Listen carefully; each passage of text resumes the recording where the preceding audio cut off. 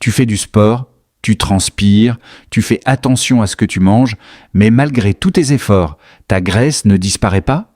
Tu commences alors à penser que tu dois simplement faire encore plus de sport, plus de cardio, plus de séances, plus de kilomètres.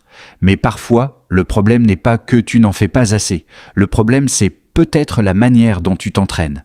Une des erreurs les plus fréquentes chez les personnes qui veulent perdre de la graisse, c'est de faire uniquement du cardio.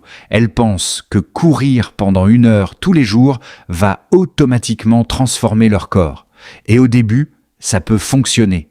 Tu dépenses plus de calories, ton poids peut descendre et tu as l'impression d'être sur la bonne voie. Mais avec le temps, ton corps commence à s'adapter. Ton organisme est conçu pour être efficace.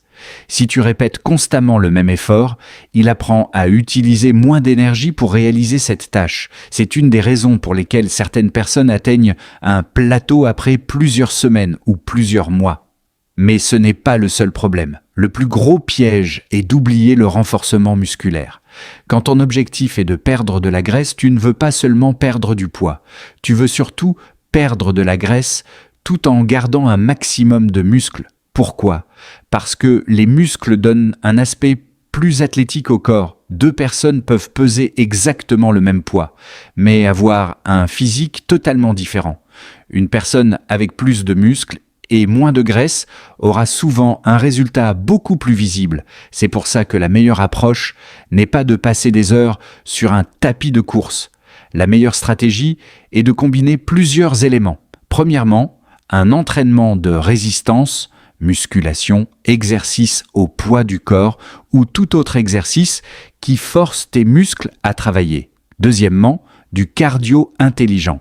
Le cardio est excellent pour améliorer ton endurance et ta santé, mais il doit être utilisé comme un outil, pas comme l'unique solution.